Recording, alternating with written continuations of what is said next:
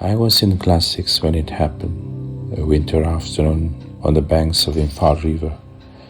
The air sharp, the sky wide, the wind just right for flying kites. I remember the shouting, the joyful kind, the kind only children know.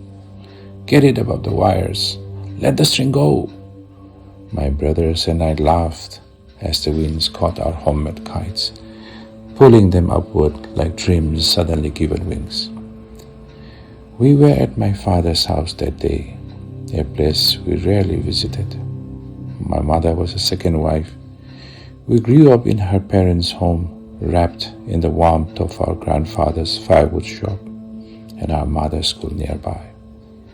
Life wasn't rich, but it was full, and we didn't look too closely at the empty places in it.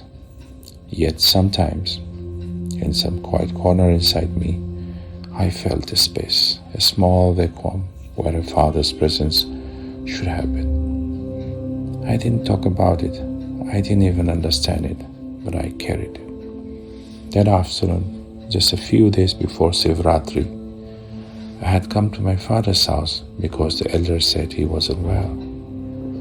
But he didn't look unwell. He was tall, handsome, always neatly dressed, always reading or writing, a man who seemed untouched by illness. At that age, I believed what I saw. And so I flew my kite. Then I heard her, a woman's voice, sharp as a blade. Hey you, what are you doing? Your father is dying inside and you are flying kites. Go sit near him. You won't see him again once he's gone. The words cracked open something inside me. I don't know how to describe what I felt, only that it struck me like a storm I didn't see coming. My breath went shallow. The world tilted, and something inside me, a child's innocence, perhaps snapped. Still holding the reel, I looked up at my kite one last time, then I let it go. I watched it drift, helpless, carried away by the dust wind, until it vanished into the fading sky. Then I ran. I ran into the room where my father lay. He looked different in that light, yellow, the color of jaundice, though I didn't know the word then. His fair skin looked almost golden now, but not the healthy kind, a brightness that didn't belong. Around him sat people, relatives, neighbors, friends, some whispering, some waiting, all knowing what I did. I stood there, a boy of 11, staring at a father I barely knew, and yet suddenly feared losing. Something broke in me. I ran into another room and cried into a pillow, not knowing what to do, with the ache inside my chest. In the weeks that followed, my father was admitted to the Regional Medical College Hospital. My brother and I carried food to our mothers who stayed with him. Sometimes we slept on the cold floor of the cabin near him. One evening, while walking to the hospital corridor, the power went out. The world plunged into darkness.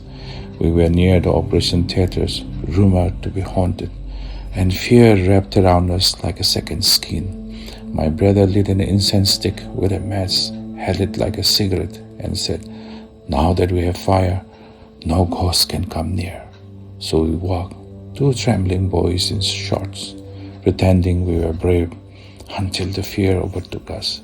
We ran down that corridor, breathless, wild, and burst into the cabin where my father sat reading by candlelight. He looked up, calm, unmoved. He didn't know that we outran shadows to get to him. Back then, people believed no one should die in a hospital. So the day they brought him home, we knew. The entire neighborhood knew. A gathering formed, quiet, respectful, waiting. The next morning, my father died. I remember the rituals, the symbols, the chants, the man holding white cloth like walls around him, while they changed his clothes. I peeked under the clothes, curious, unprepared, and a smell hit me, a dark jelly-like stool that leaked from him.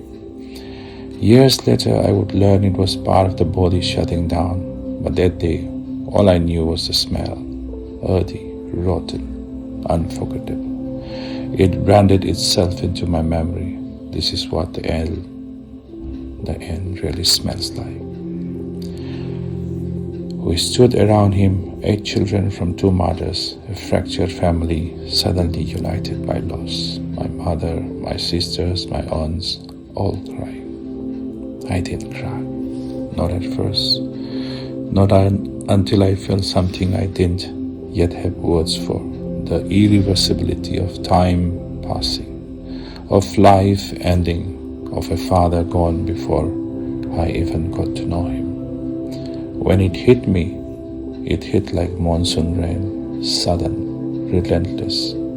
I ran inside again, hid my face in a pillow, and cried as if trying to fill all the empty spaces inside me.